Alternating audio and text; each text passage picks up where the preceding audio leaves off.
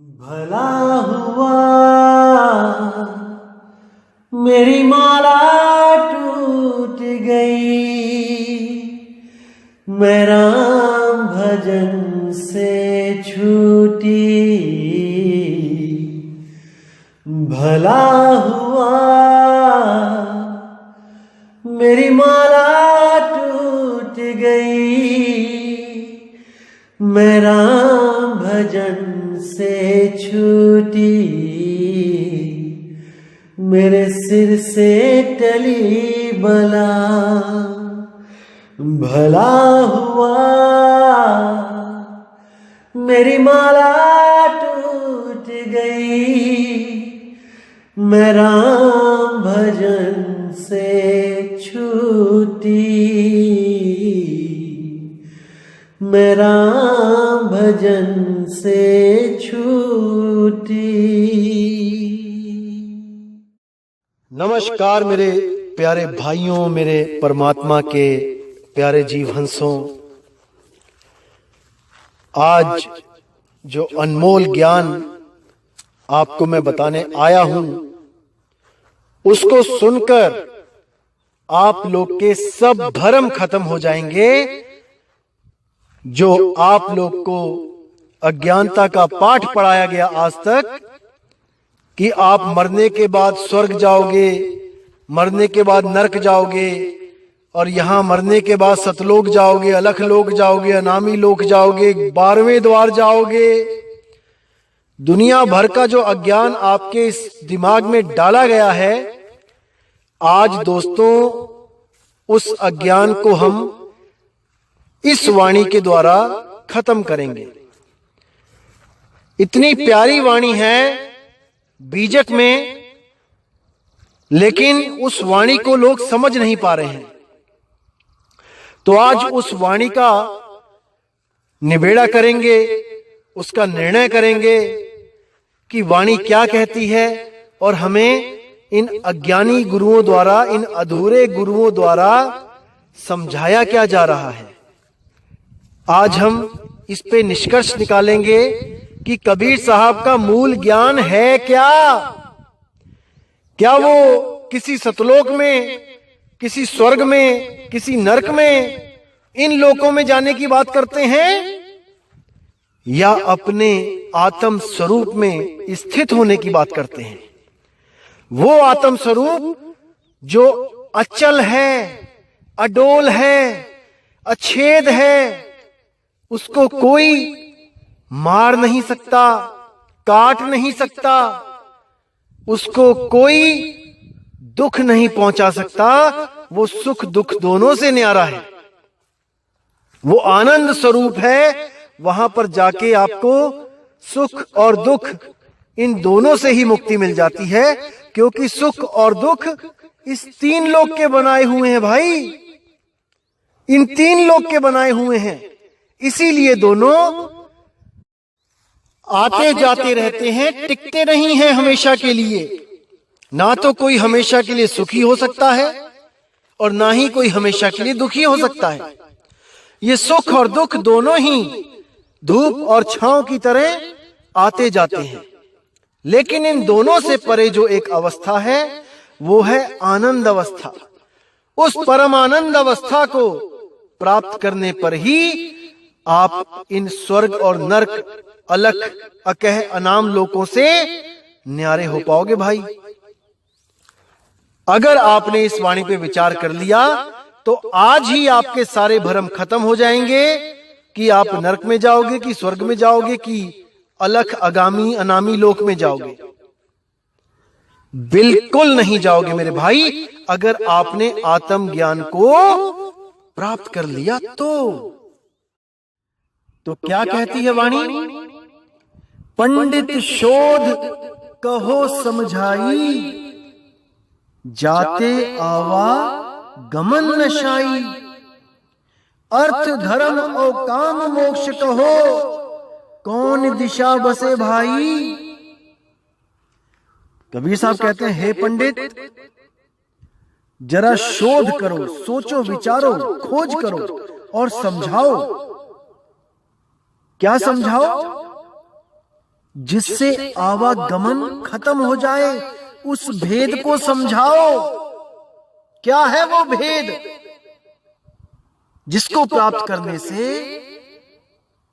उस स्थिर पद को प्राप्त हो जाता है इंसान, ये जीव, कि फिर आवागमन में नहीं जाता, ना कहीं आता ना कहीं जाता, आपे में आप समाता। क्या है वो पद, जरा खोल के बताओ, उसके बारे में भेद बताओ पंडित। अर्थ धर्म और काम मोक्ष कहो कौन दिशा बसे भाई, कि अर्थ धर्म काम मोक्ष, ये जो चार पदार्थ हैं जिनके बारे में हनुमान चालीसा में भी आता है, श्री गुरु चरण सरोज रज निज मुन मुकुर सुधार, बरनऊ रघुबर बिमल जसु जो दय को फल चार। कि गुरु के चरणों में समर्पित होकर जब हम गुरु चरण का ध्यान करते हैं तो हमें ये चार पदार्थ प्राप्त होते हैं। कौन से चार पदार्थ? अर्थ धर्म काम मोक्ष, इन चारों की ही प्राप्ति होती है। तो इसके बारे में कबीर साहब पूछ रहे हैं पंडित से कि भाई ये कौन सी दिशा में बसते हैं ये चार फल? क्योंकि वेदों के द्वारा जो कर्म का फल है वो स्वर्गलोक में जाना और पुनः संसार में आना, ये वेद कहते हैं। तथा जो निष्काम कर्म करने के लिए बोलते हैं उससे चित्त की शुद्धता होती है। जैसे कहते हैं कि कर्म करो फल की इच्छा मत करो, तो उससे चित्त शुद्ध हो जाता है। और जो सरगुण की उपासना करते हैं वो बैकुंठ आदि लोकों को प्राप्त हो जाते हैं और वापस स्वर्ग भोग के संसार में आ जाते हैं। इसी प्रश्न को और भी स्पष्ट करते हुए कहते हैं कि ये चारों फल क्या उत्तर दिशा में है या दक्षिण में या पूर्व में है या पश्चिम में? कौन सी दिशा में है भाई? या पाताल या आकाश में, कहां पे है? असल में ज्ञान ना होने के कारण आप ऐसी बातें करते हैं। जिस दिन आपको आत्म परमात्म का बोध हो गया उस दिन आपके दिमाग से ये स्वर्ग नरक, ये सतलोक अलखलोक अगमलोक अनामी लोक, ये सब खत्म हो जाएंगे। क्योंकि आपको वो स्थिर पद मिल जाएगा जिसको प्राप्त करने के बाद आपका आवागमन खत्म हो जाएगा, कहीं जाने की जरूरत नहीं पड़ेगी। अरे ना कहीं आना ना कहीं जाना, आपे में आप समाना। अब कुछ लोग कहते हैं कि परमात्मा कण कण में है, परमात्मा हर जगह है, परमात्मा यहां भी है, परमात्मा वहां भी है। अरे भाई, तो तुम नरक में क्यों जाते हो? अगर परमात्मा नरक में भी है तो तुम उसको नरक कैसे सिद्ध करोगे? जहां परमात्मा है वहां नरक तो हो ही नहीं सकता। लेकिन फिर भी नाना कर्म करते हुए आप उन निचली योनियों में भटकते हो, भरमते हो, गर्भ से गर्भ में जाते हो, एक गर्भ छोड़ के दूसरे गर्भ में जाते हो। तो ये क्यों खत्म नहीं हो रहा है? अगर कण कण में परमात्मा है, हर जगह परमात्मा है, केवल और केवल आत्म ज्ञान की कमी की वजह से आत्म ज्ञान आ जाए तो भाई इस स्वर्ग नरक अलखलोक अनामी लोक सतलोक इन सब लोकों से छुटकारा मिल जाएगा। समझ जाओ इसको। अब साहिब कहते हैं कि अनजाने को स्वर्ग नरक है, हरि जाने को नहीं, जे ही डर से भव लोग डरते हैं, सो डर हमरे नहीं। कि भाई अनजाने को स्वर्ग नरक है, जो उस आत्म ज्ञान को नहीं जानता, जो उस रास्ते को नहीं जानता, जो मालिक के घर को जा रहा है, जो 10वें द्वार से न्यारा है, 10वें द्वार से उस मालिक के घर तक नहीं पहुंचा जा सकता। कबीर साहब कहते हैं 10वें द्वारा प्राण निकले, राज खानी जाए, कुछ देर राज भोगे, फिर पाछे पछताए। जो लोग 10वें द्वार से निकल जाते हैं भाई वो राजा बन के आ जाते हैं इस दुनिया में, भवजल पार नहीं हो सकते, क्योंकि उसके लिए एक अन्य रास्ता है। उसको 11वां द्वार बोला गया है, 11वीं खिड़की बोला गया है। जब तक उसका भेद आपको नहीं पता लगेगा, जब तक आप कुछ भी कर लो, आप मुक्त नहीं हो सकते। साहिब साहब कहते हैं, 9 द्वारे संसार सब, 10वां योगी साध, और एकादश खिड़की बनी, जानत संत सुजान। उस 11वें द्वार का मर्म कोई बिरला ही जानता है भाई, जो 10वें द्वारे से भी न्यारा है।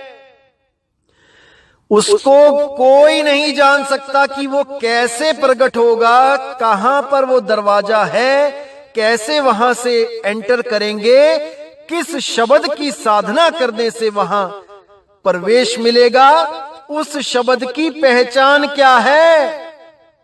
जब तक ये समझ नहीं आया, वो द्वार खुलने वाला नहीं है, वो नहीं खुलेगा। क्योंकि उसको खोलने के लिए जिस चाबी की जरूरत है वो शब्द है भाई। शब्द के बिना और कोई चाबी वहां पे नहीं लग सकती। ये ताला और चाबी क्या है, ये मैं आगे आने वाली ऑडियोज में जरूर बताऊंगा कि 4 ताले बाणियों में आता है, 4 कुलुफ रहा मारा, तो क्या है वो 4 ताले, वो पूरा बताया जाएगा आपको। थोड़ा सा समय दीजिए, थोड़ा सा इंतजार कीजिए, एक एक भरम का पर्दा खोला जाएगा, एक भी भरम नहीं बचेगा जो आपको भ्रमित कर सके। तो साहिब कहते हैं, अनजाने को स्वर्ग नरक है, हरि जाने को नहीं।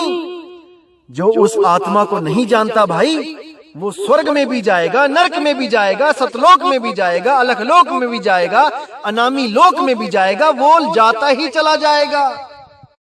कहीं भी ठिकाना नहीं मिलेगा उसे, आना जाना लगा ही रहेगा। किसी भी लोक में उसकी मुक्ति नहीं होगी, कहीं भी चला जाए। क्योंकि साहिब ने पहले ही इशारा किया हुआ है बोध सागर में कि जिस लोक की मैं बात करता हूं भाई, वो लोक भी नहीं है। अरे लोक अलोक शब्द है भाई। जिन जाना तिन संशय जाई। जिसने उस शब्द को जान लिया, समझो उसने लोक को जान लिया। क्योंकि वो शब्द ही सतलोक है, शब्द ही सतपुरुष है, और शब्द ही सतनाम है। कुछ लोग इसको समझ नहीं पाते हैं और सोचते हैं कि सार शब्द सतपुरुष कैसे हो सकता है। अरे भाई, बुद्धि लगाओ, विवेक लगाओ। जैसे एक मां अपने बच्चे को अपनी गोदी में बैठाती है और उसका नाम है सरिता, तो वो मां का नाम है सरिता, यानी मां ही सरिता है। और मां उसकी मां भी है, वो स्त्री भी है उस बच्चे की, तो वो स्त्री भी हुई और वो नाम भी उसी का है। जब हम सरिता कहेंगे तो उसी की तरफ तो इशारा हो रहा है, उसी की मां की तरफ। बच्चे से हम क्या पूछते हैं, सरिता कहां है, तो वो इशारा करता है कि वो है। किसकी तरफ इशारा किया, मां की तरफ किया। अब हम उसको पूछते हैं मां कहां है, तब भी वो उसी की तरफ इशारा करता है कि ये है। और जब वो गोदी में बैठा होता है मां की, तब हम उससे पूछते हैं कि भाई कहां बैठा है, तब भी वो मां की तरफ इशारा करता है कि मां की गोद में बैठा हूं। तो मां ही स्थान भी है भाई, वो गोदी मां का स्थान है जहां पे बच्चा विश्राम कर रहा है। तो वही नाम है, वही मां है, वही स्थान है, एक ही चीज है। लेकिन ये तुम लोग के समझ में नहीं आएगा क्योंकि अभी परमात्मा ने इतना विवेक आपको प्रदान नहीं किया है। जिस दिन मालिक ने वो विवेक प्रदान कर दिया, अरे इन सब पंथों को मेट के तुम इस पंथ में आके हाथ जोड़ के दीक्षा मांगोगे गुरु से। जब आपको ये अनमोल ज्ञान समझ में आ गया तो अभी तो कान बंद करके बैठे हो तो नहीं समझ में आएगा, क्योंकि पक्षपात की जो ऐनक तुमने लगा रखी है, जो चश्मा तुम्हारे गुरु ने चढ़ा रखा है, तुम्हें उसी रंग का ये सत्संग दिखाई दे रहा है। लाल चश्मा पहना दिए तो लाल ही दिखाई देगा हर जगह, पीला पहना दिए तो पीला दिखाई देगा। तुम्हें तो इस सत्संग का असली रंग भी नहीं दिखाई दे रहा भाई। उस चश्मे को उतार के सत्संग सुनो और फिर देखो परमात्मा का रंग कैसे चढ़ता है। फिर समझ में आएगा कि बताया क्या जा रहा है। क्योंकि नमक की डली मुंह में रख के तुम गुड़ का स्वाद चखने की कोशिश कर रहे हो, नहीं आएगा भाई, नहीं आएगा। अपने मुंह से पहले वो नमक की डली थूक दो, उसके बाद कुल्ला करो, उसके बाद गुड़ चखो, देखो कितना आनंद आता है। लेकिन वो नमक की डली तुम लोग नहीं थूक सकते, मुझे पता है, क्योंकि तुम्हें इतने भ्रम में डाल दिया गया है कि गुरु के खिलाफ सोच लिया तो नाम खंड हो जाएगा, ये हो जाएगा, वो हो जाएगा। अरे भाई, नाम अखंड और सब खंडा, सार शब्द गरजे बरमंडा। जब वो सार शब्द गरजता है और उसको जब महसूस किया जाता है, तब समझ में आता है कि नाम अखंड है। नाम को कोई खंड नहीं कर सकता। इस दुनिया में एक नाम ही है जो अखंड है। तो साहिब कहते हैं, अनजाने को स्वर्ग नरक है, कि जो अनजान है उस आत्मज्ञान से वो स्वर्ग में भी जाएगा, नरक में भी जाएगा। और हरि जाने को नहीं, जो उस सत्य को जान जाएगा, उस आत्मज्ञान को समझ जाएगा, वो कहीं नहीं जाएगा। हरि जाने को नहीं, वो कहीं नहीं जाएगा। जेहि डर से भव लोग डरत हैं, सो डर हमरे नाही। कि मैं इस डर से नहीं डरता हूं कि मुझे कहां जाना पड़ेगा, स्वर्ग या नरक या कहीं और जो मेरे इस ज्ञान को समझ लेते हैं, उनका डर भी खत्म कर देता हूं।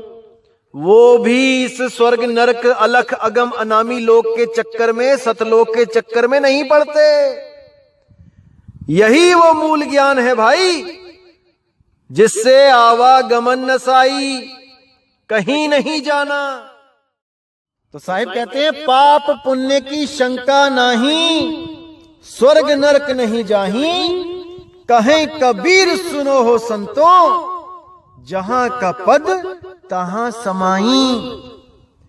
यानी अब मेरा जो भ्रम है पाप पुण्य का, कि मैं स्वर्ग जाऊंगा, पाप करके नरक जाऊंगा, पुण्य करके स्वर्ग जाऊंगा, ये भी भ्रम खत्म हो गया जब आत्मज्ञान प्रकट हो गया। अब कोई मुझे नहीं भरमा सकता कि आओ तुम्हें सतलोक ले चलूं, वहां पर एक सत्पुरुष बैठा होगा, उसके हम चवर करेंगे सिर पे, कुछ दिन वहां रुकेंगे, फिर हमें याद आएगा, अरे कबीर साहब ने तो हमें आगे के पुरुष की बात करी थी कर नैनो दीदार में। फिर हम उस पुरुष को छोड़ देंगे, क्योंकि उसके रोम में 1000 सूरज होंगे, और हमारे कबीर साहब कहते हैं कि उसके रोम में आगे लाख मिलेंगे। तो हम उस पुराने वाले को छोड़ देंगे जिसके सिर पे हमने चवर किया था, आगे बढ़ जाएंगे, आगे अलग पुरुष मिलेगा, उसके एक रोम में लाख सूरज होंगे, फिर हम उससे प्रेम करेंगे, उसके साथ रहेंगे, पिताजी पिताजी कहेंगे। थोड़े दिन बाद हमें फिर याद आएगा कि भाई ये भी थोड़ा चमकीला कम है, कबीर साहब ने कहा था 1 करोड़ सूरज होंगे उसके रोम में। फिर हम उसको भी छोड़ के आगे बढ़ जाएंगे, वहां पर हमें एक दूसरा पुरुष मिल जाएगा, फिर थोड़े दिन उसको पापा जी करेंगे। फिर हमें याद आएगा कि कबीर साहब ने कहा था कि कोई अनामी पुरुष है, उसके अरबों खरबों रोम में सूरज हैं। कैसा मूर्ख बना रखा है। हम परमात्मा को भी ढूंढ रहे हैं उसकी चमक देख के कि कितने सूरज हैं, जरा गिन तो लूं। अरे भाई, एक सूरज को भी आप खुली आंखों से नहीं देख सकते, तो क्या गिनोगे वहां पे? कि करोड़ सूरज हैं एक रोम में, कि अरब सूरज हैं? एक सूरज चमक जाए ना ढंग से दोपहर में, तो उसको देख नहीं सकते खुली आंखों से गर्मियों के दिनों में। ऐसा मूर्ख बना दिया है केवल विवेक ना होने के कारण। कबीर साहब ने बोला क्या और ये समझे क्या? ये चेतावनी वाणी है भाई। ये माया का खेल बताया जा रहा है कि ऐसे ऐसे रूप बना के बैठा रखा है वहां पे काल को, जहां पर लाखों सूरज, करोड़ों सूरज, अरबों सूरज चमक रहे हैं केवल तुम्हें भरमाने के लिए कि तुम पहुंच गए सतलोक। समझ जाओ, इस बात को समझ जाओ। जो उसका दर्शन कर रहा है वो कौन है? जो उस सतपुरुष को, अलग पुरुष को, अनामी पुरुष को देख रहा है वो कौन है? वो दृष्टा है। जो दिख रहा है वो दृश्य है, माया है। दृश्य और दृष्टा दोनों भाव से जब न्यारे हो जाओगे तब आप मुक्त हो जाओगे, नहीं तो कोई मुक्त नहीं होने वाला। समझ जाओ, इस बात को समझ जाओ मेरे भाई।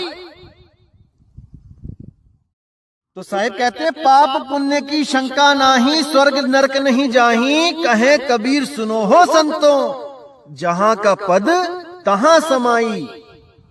जहां का पद यानी वो स्थान जहां से हम आए हैं।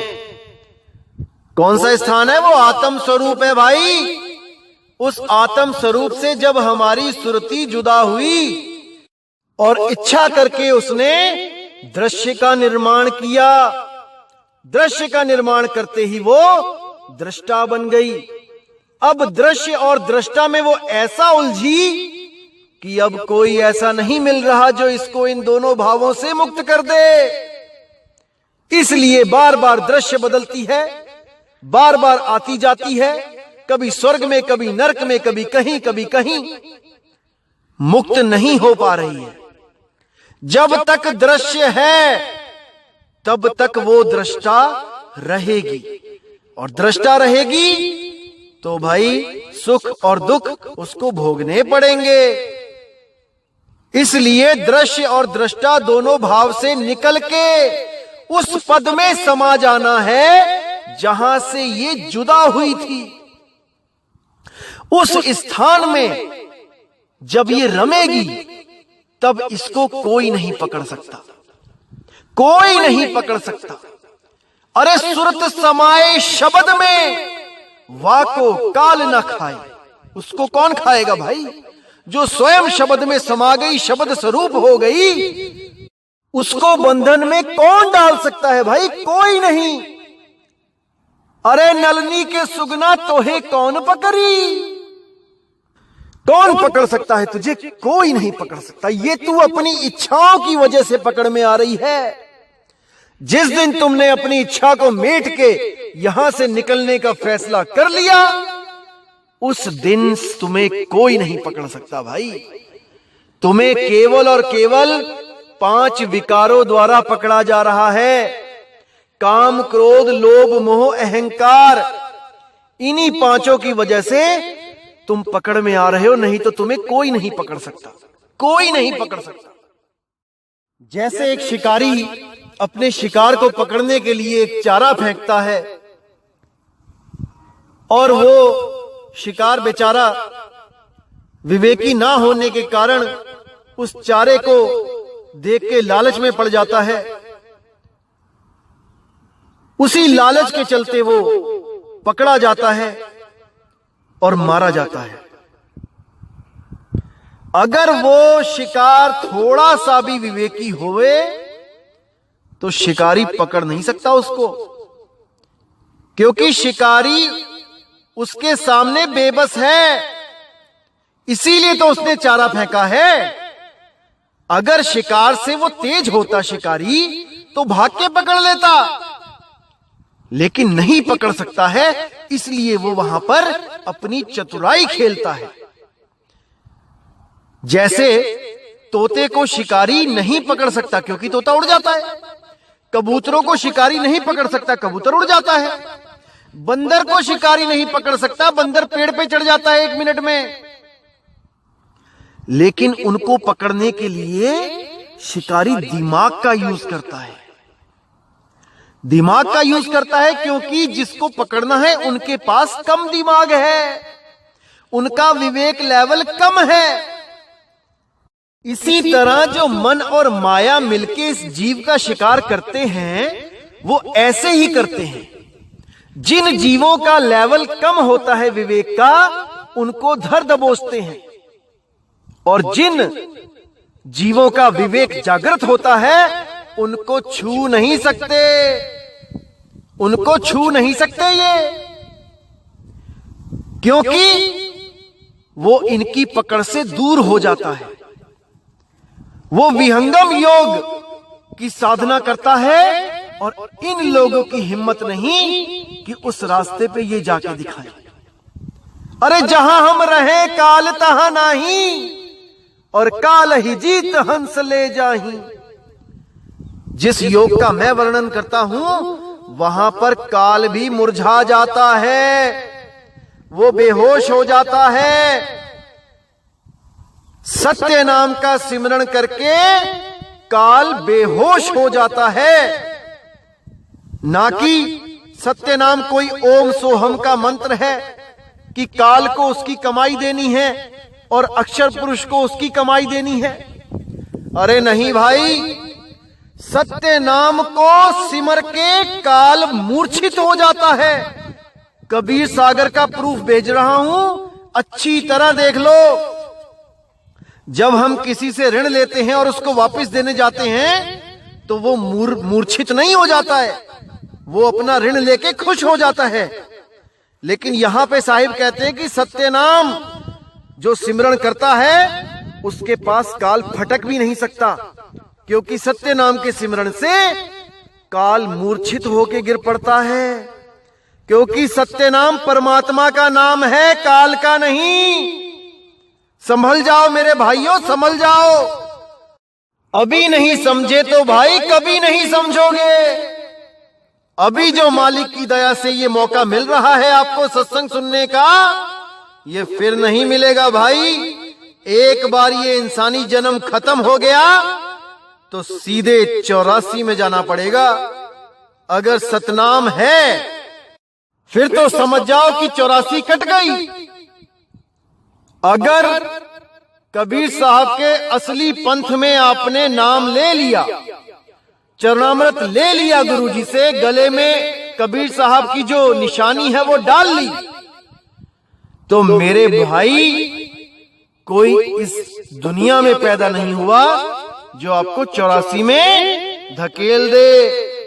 बस आपने मर्यादा भंग नहीं करनी है, मीट नहीं खाना, दारू नहीं पीना, कोई जीव हत्या मत करना। अगर आप मर्यादा में रह गए तो भाई लक्ष्य प्राप्ति ना भी हुई तब भी आप 84 में नहीं जाओगे। आप इस जन्म में आत्म स्वरूप को नहीं भी प्राप्त कर पाए तब भी आपके दिव्य संस्कार आपको उस 84 में जाने से रोक देंगे, क्योंकि संस्कारों की वजह से ही अगला जन्म मिलता है। और भक्ति बीज पलटे नहीं, जुग जाए अनंत, धनी निर्धन हो सके पर रहे संत का संत। जो एक बार इस कबीर पंथ में आ गया, जो असली मूल ज्ञान कबीर साहिब का जो पंथ है, तो भाई 84 उसी दिन कट जाती है। क्योंकि नामदान के वक्त ही आपका तिनका तोड़ दिया जाता है। तिनका तोड़ देहु परवाना, तब हम पावे साहिब पद निर्वाणा। वो निर्वाण पद तभी प्राप्त होगा जब आप असली कबीर पंथ में, उस मूल ज्ञान के पंथ में सच्ची साधना करने लग जाते हो। नहीं तो राम ही जाने भाई।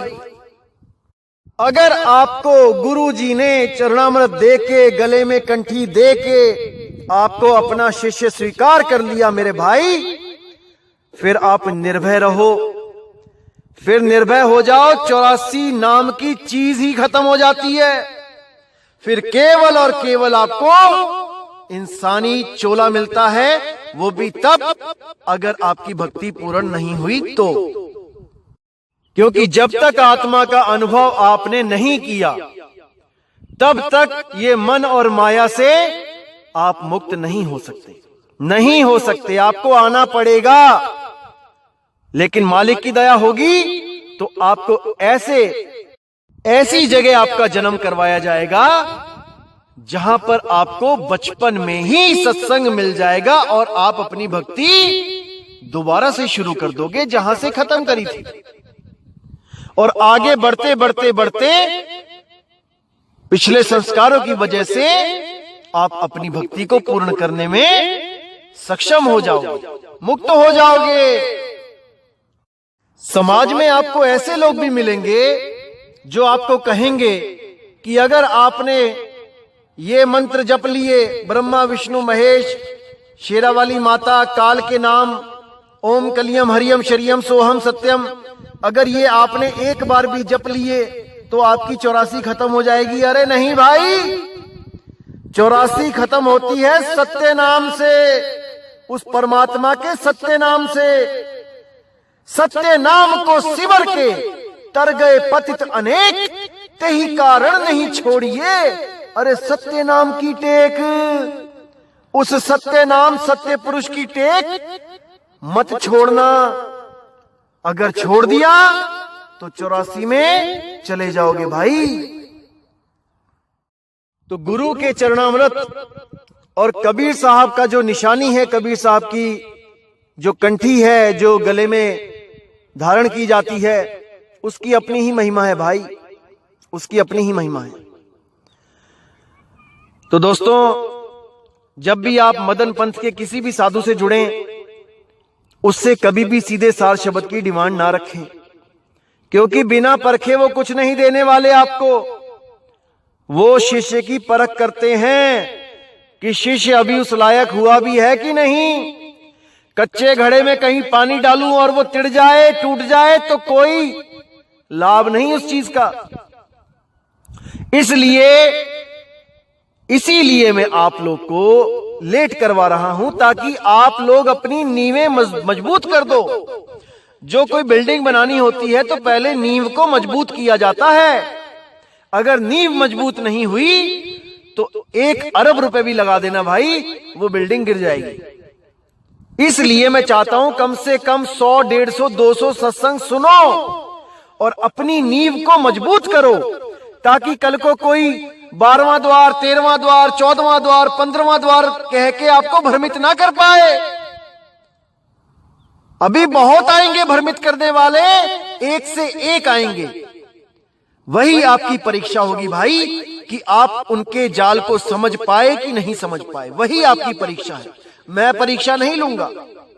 ये बहुत अच्छी बात है कि कुछ चैनल मेरे खिलाफ आए हैं, बहुत अच्छी बात है। वो एक तरह से फिल्टर का काम करेंगे, हमारा काम आधा हो जाएगा।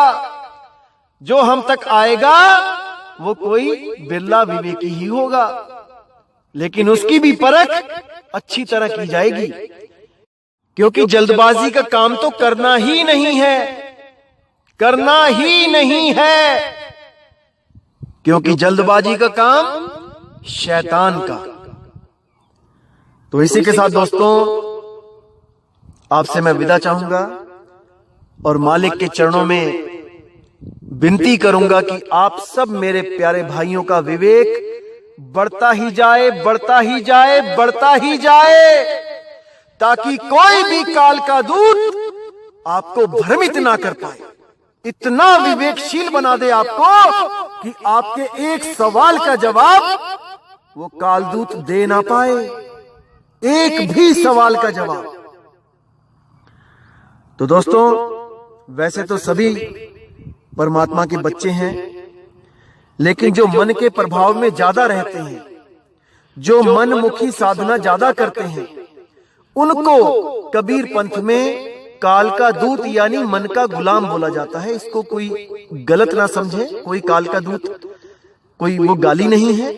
काल का दूत का मतलब है मन की साधना करना, मनमुखी साधना करना, क्योंकि मन ही काल है, मन ही काल है। अरे काल काल सब कोई कहे, काल ना चीने कोय, जितनी मन की कल्पना काल कहावे सोए। वही काल है, वही मन है भाई। मन जीते जग जीत, जिसने उस मन को जीत लिया उसने काल को जीत लिया, उसने जग को जीत लिया। मन को मार गगन चढ़ जाई, मान सरोवर पैठ नहाई। ये जीव जब सतनाम प्राप्त कर लेता है तो उस सतनाम के बल पे सतलोक को जाता है, ना कि ओम सोहम सतनाम को जपता है। तो मेरे भाइयों, पूरा विवेक जागृत रखो, एक एक चीज खोल के समझाई जाएगी, बिल्कुल फिक्र ना करें, हर चीज का जवाब दिया जाएगा समय आने पर। तो इसी के साथ दोस्तों मुझे विदा करें और परमात्मा से विनती करें कि आप लोग ऐसे ही विवेकी होते जाएं। भले धन कम मिले, भले ऐश्वर्य कम मिले, शोहरत कम मिले, कोई बात नहीं दोस्तों। हम यहाँ पे अपने धंधे जमाने नहीं आए हैं, हम यहाँ से निकलने आए हैं। मान के चलो कि हम किसी ऐसे देश में फंस गए हैं जो हमारा दुश्मन देश है। अब हम वहां पर अपनी कोठियां बनाने के लिए नहीं बैठे रहेंगे वहां पे कि हमें कोठियां चाहिए वहां पे। अरे हमें भागना है, वहां से निकलना है किसी तरह। तो दोस्तों विचार करो, विवेक लगाओ। और दोस्तों बहुत खुशी होती है मुझे जब कोई पूर्ण विवेक लगाता है। एक 11वीं 12वीं कक्षा में पढ़ने वाली एक बहुत ही प्यारी बच्ची, जिसने मेरे खिलाफ बना रहे YouTube चैनल वाले भाइयों से एक सवाल किया और उस प्यारी सी बच्ची का वो जवाब नहीं दे पाए, उनका मुख निरुत्तर हो गया।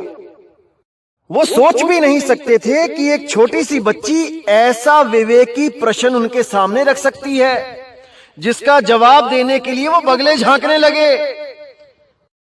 तो इसी प्रकार दोस्तों मैं चाहूंगा कि आप सब विवेकी हो जाओ, ताकि कोई भी आपको धर्म के नाम पर, परमात्मा के नाम पर, कबीर के नाम पर मूर्ख ना बना पाए। अरे बहुत बन लिए, अब और नहीं, और नहीं। तो दोस्तों मुझे विदा करें। जय गुरु बंदी छोड़ वैराग साहिब, जय गुरु बंदी छोड़ साधु शरण साहिब जी, जय गुरु बंदी छोड़ मेरे बाबा नानक, मेरे गुरु अंगद देव जी महाराज, मेरे रविदास जी महाराज। जय जय गुरु बंदी छोड़ सतगुरु सत्य कबीर साहिब की सदा ही जय हो, सदा ही जय हो मेरे मालिक की साहिब बंदगी सतनाम। अच्छा भैया जी, चलो मान गए कि हम काल के लोक में हैं और हमें ओम सोहम और इन देवी देवताओं का जाप करना पड़ता है, क्योंकि हम काल के लोक में हैं। मान गए, चलो। लेकिन ये अक्षर पुरुष कौन है भाई?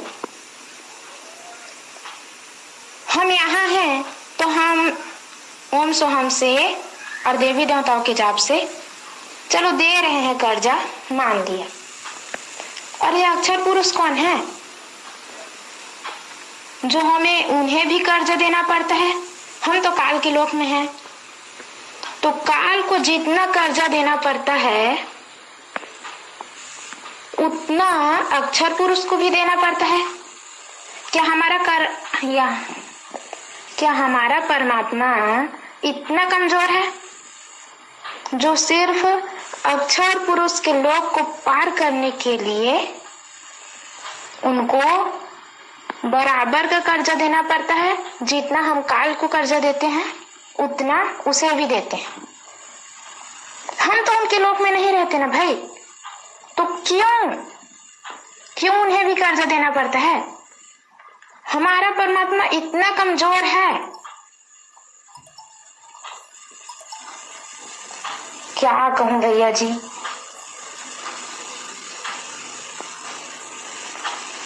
आप बताओ, अक्षर पुरुष को क्यों कर्जा देना पड़ता है बराबर बराबर? केवल उस लोक से पार होने के लिए। उतने ही जाप ओम सोहम